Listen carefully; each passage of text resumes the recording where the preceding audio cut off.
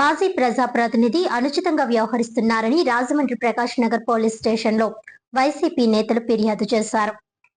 దళితుల గురించి, దళిత సంఘాల గురించి ఆడియోలో అభ్యంతరకరంగా మాట్లాడారు. నిష్పక్షపాతంగా ఎంక్వైరీ జరగాలని మాజీ ఎంపీ మార్గాని భరత్రామ్ డిమాండ్ చేశారు. ఆడియోలో ఎస్సీ వర్గాల పట్ల మాట్లాడిన తీరు చూస్తే అత్యంత దారుణంగా ఉందని ఆవేదన వ్యక్తం చేశారు. ఈ మేరకు రాజమండ్రి ప్రకాష్ నగర్ పోలీస్ స్టేషన్లో ఫిర్యాదు చేశారు.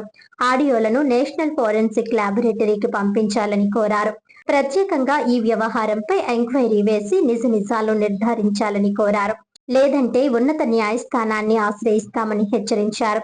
ఈ కార్యక్రమంలో రాజమండ్రి ఎస్సీ విభాగం అధ్యక్షులు తిరగాటి దుర్గారావు, రాష్ట్ర ఎస్సీ విభాగం అధికార ప్రతినిధి కాటం రజనీకాంత్, మార్తి నాగేశ్వరరావు, దాసి వెంకట్రావు, గారా చంటి, అల్లు జైరాజ్, సుందర సింగ్, శివ, విజయ్, పులిసాగర్, చిన్న, కోవాడ కృష్ణ, దొమ్మేటి రాజు తదితరులు పాల్గొన్నారు.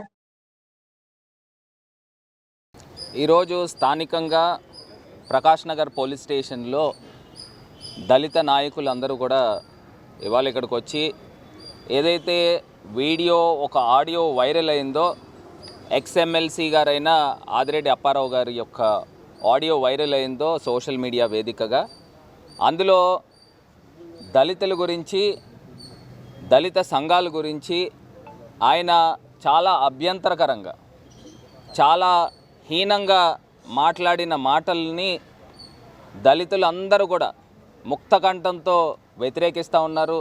దానికి సంబంధించి నిష్పక్షపాతంగా ఎంక్వైరీ జరగాలి.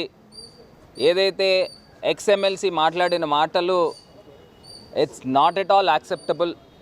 దానికి సంబంధించి పోలీస్ స్టేషన్లో, ఎందుకంటే ఆయన అక్యూజ్డ్గా భావిస్తున్నారు కాబట్టి ఆ పోలీస్ స్టేషన్ పరిధి ప్రకాష్ నగర్ పోలీస్ స్టేషన్. ఇప్పుడు సిఐ గారి దగ్గరకు వచ్చి కంప్లైంట్ ఇచ్చారు. దాసి వెంకట్రావు గారు కానీ, మా ఎస్సీసెల్ ప్రెసిడెంట్ దుర్గా కానీ, మిగతా నాయకులందరూ కూడా వచ్చారు. వచ్చి కంప్లైంట్ ఇచ్చి ఎక్నాలెడ్జ్మెంట్ అడుగుతుంటే మేము ఎక్నాలెడ్జ్మెంట్ ఇవ్వమని అడుగుతున్నారు. నేను అడుగుతాన్నా, చట్టం ఇచ్చిన హక్కుల్ని కూడా కాలరాసే కార్యక్రమం చేస్తూ ఉన్నారు. సిఆర్పిసి 154/3 ప్రకారంగా ఎవరైనా సిటిజన్ కంప్లైంట్ ఇస్తే పోలీస్ స్టేషన్లో మినిమం డ్యూటీ అది ఎక్నాలెడ్జ్మెంట్ కౌంటర్ ఫైల్ ఇవ్వడం అనేది. అది ఇవ్వను అని చెప్పి ఒక గంట సేపు వాగ్వాదం చేశారు. అసలు అర్థం కాని అంశము. ఇప్పుడు ఇంతమంది ప్రజా జీవితంలో ఉన్న నాయకులకే ఈ రకమైన పరిస్థితులు పోలీస్ స్టేషన్లో ఎదుర్కొంటూ ఉంటే కామన్ ప్రజల యొక్క పరిస్థితి ఏ రకంగా ఉంటుందో ఒక్కసారి ఈ కూటమి ప్రభుత్వంలో ఈ పాలన ఏ రకంగా ఉంటుందో ప్రజల్ని ఒక్కసారి ఆలోచన చేయమని కోరుతాం. ఇంత అన్యాయం అండి. ఇవాళ ఆయన ఆదిరెడ్డి అప్పారావు మాట్లాడిన మాటలు 2 తెలుగు రాష్ట్రాలు షేక్ చేసినాయి. దళితుల పట్ల అంత హీనంగా మాట్లాడిన మాటలు, అసలు అంబేద్కర్ గారు రాసిన రాజ్యాంగానికి కానీ, లేకపోతే అంబేద్కర్ గారు మాకు చూపించిన బాట కానీ, వీళ్ళకి ఏమాత్రమైన గౌరవం ఉందా ఈ తెలుగుదేశం పార్టీకి కానీ, లేకపోతే ఆ తెలుగుదేశం నాయకులకు కానీ అని అడుగుతా ఉన్నాం.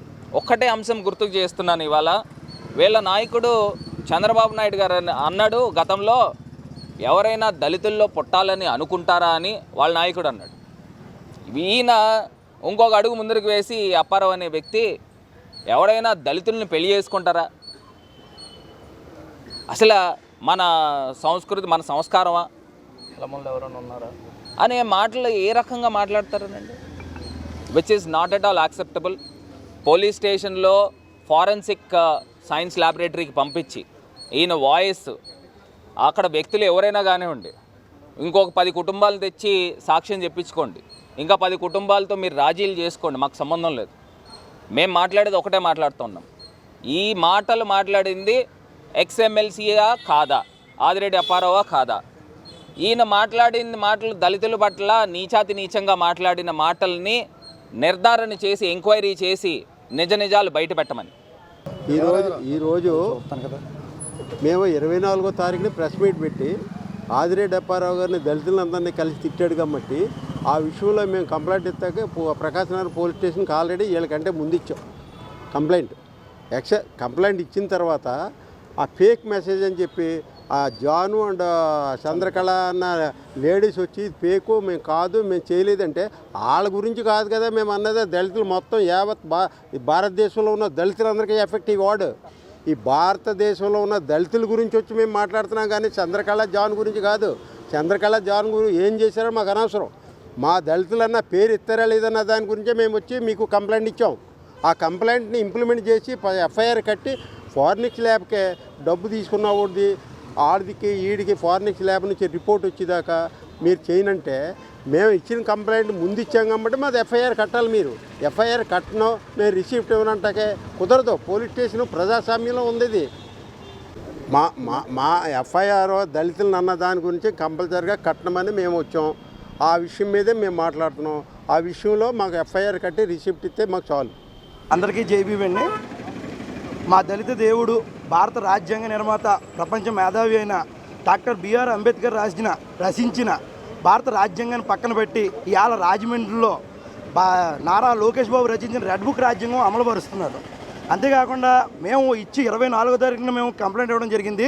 భారత రాజ్యాంగం ప్రకారం సిఆర్పిసి 152(a)(1 ప్రకారం మేము కంప్లైంట్ ఇచ్చిన మరుక్షణం మాకు రిసిప్ట్ ఇవ్వాలి. ఈ ఆటకి రిసిప్ట్ ఇవ్వకుండా మా కంప్లైంట్ తీసుకోకుండా నిన్న కాకుండా మొన్న ఏదైతే 2 రోజుల క్రితం ఏ ఇష్యూ మీద అయితే కంప్లైంట్ వెళ్ళిందో వాళ్ళు వచ్చి నిన్న కాకుండా మొన్న కంప్లైంట్ ఇస్తే ఆ కంప్లైంట్ మీద ఎఫ్ఐఆర్ కట్టడం జరిగింది. మేము ఇచ్చి 4 రోజులు అవుతుంది. 4 రోజుల నుంచి మా యొక్క ఎఫ్ఐఆర్ కానీ రిసిప్ట్ కానీ ఇవ్వలేదు. అదే విషయం సీఏ గారి గురించి సీఏ గారి దగ్గరికి మేము మాట్లాడుతుంటే ఆయన కనీసం మేము దళిత నాయకులు 10 మంది వెళ్ళాం. 10 మందికి సమాధానం చెప్తున్నారు తప్పించి కంప్లైంట్ కట్టి రిసిప్ట్ ఇస్తామన్న మాట మాత్రం అంటలేదు.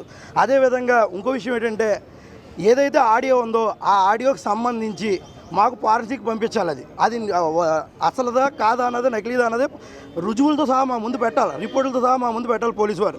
అలాగే ఆదిరెడ్డి అప్పారావు గారిది చంద్రకళ గారి కాల్ రికార్డు కూడా బయట తీయవలసిందిగా కోరుతున్నాం. లేని పక్షాన మేము ఎస్సీ కమిషన్ ఆశ్రయించాల్సి వస్తుంది.